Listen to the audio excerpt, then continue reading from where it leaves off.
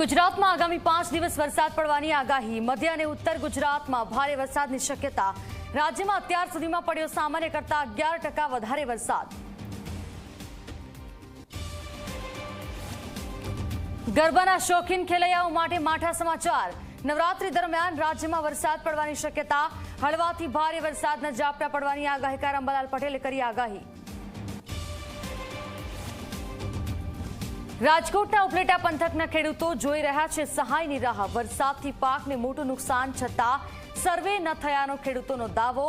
વહેલી તકે સર્વે કરી સહાય ચૂકવવા કરી માંગ।